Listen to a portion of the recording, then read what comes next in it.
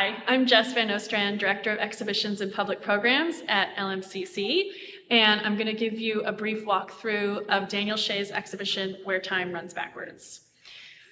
So Daniel is an artist that we started working with over a year ago. He was actually an artist in residence first, and we often like to work with artists who've been part of our residency programs as a way for us to get to know each other and also for them to get to know the space. This is a space where artists are making mostly new work in response to the room itself and its particulars. So in this case, Daniel was exploring ideas related to his own personal journey immigrating to the United States, along with questions of national identity, questions around what it means to be American, patriotism, frontierism, and other things that Daniel researches and explores in his work. He also invited two other artists to join him, Arleene Correa Valencia, who is a textile artist, and Chia-Lun Chang, who is a poet. And they both contributed works to the show that have a similar story and message as Daniel's work.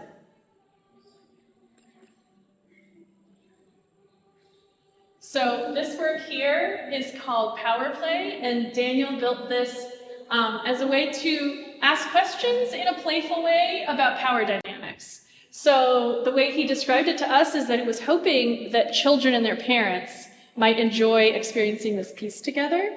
And so one person stands on the lower end, another stands on the upper end, and it provides a periscope effect for the two people who are looking at each other.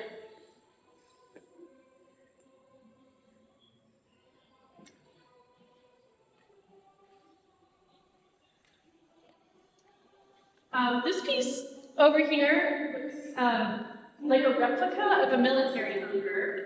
And Daniel was intending to create something that harked back to his childhood memories of these military bunkers that had been throughout Taiwan in his childhood, but that were no longer in use.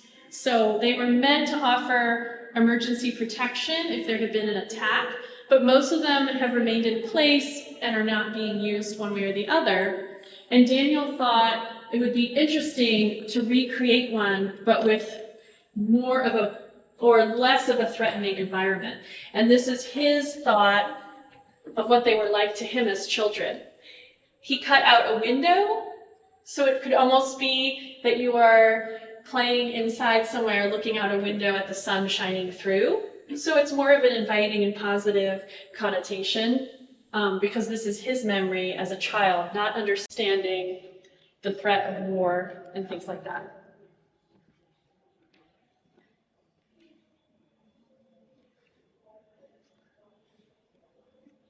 This piece here is called Mother's Anthem.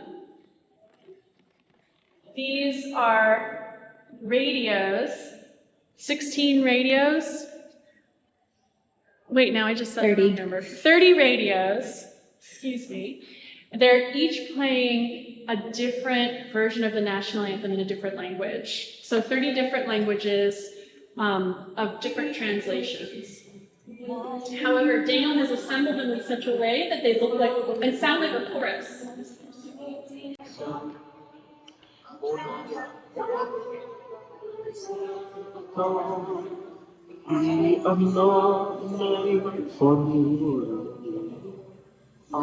As Daniel researched this piece, he learned that the recording of a particular translation would often follow immigration patterns to the US.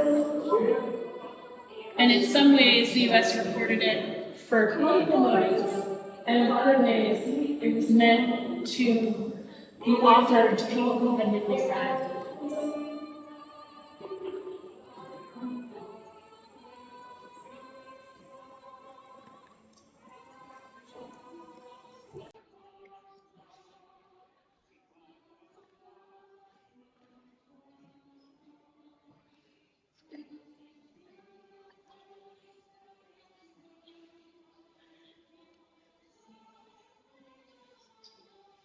There's a very small photo here in this windowsill, not to be overlooked. This is called Home Flag. And this is a simple snapshot that Daniel took of a spot in his parents' home. where you can see an American flag hanging rather casually on a towel rack with some other items in their house. And so for him, this is a really interesting symbol of his parents' ideas and their aspirations having gone to the US to study, but that also it's kind of just become a knickknack in their home. But it still is raised high above, which he calls giving it an air of veneration. And it's placed in a particular spot because outside of our window here, you can see an American flag directly across.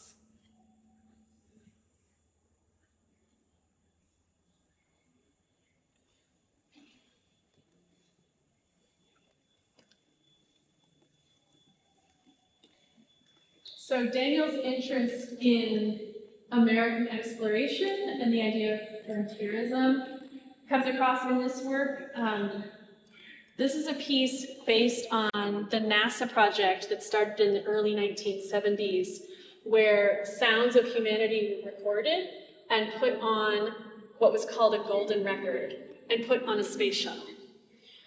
This project has had a few iterations for NASA, and the idea is here you can actually listen to some of the things that were included on the recording. There are readings in other languages, there are wildlife sounds, and things like that. The record itself is levitating, and it's sort of sitting here amongst this moonscape of sorts that Daniel created using salvaged material from Governor's Island.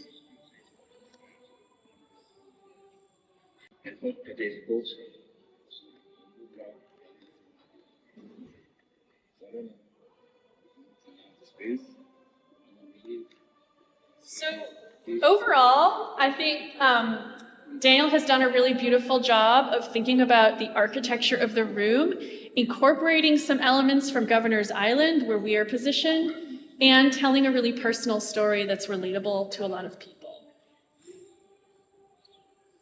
Thank you for going on this tour with me.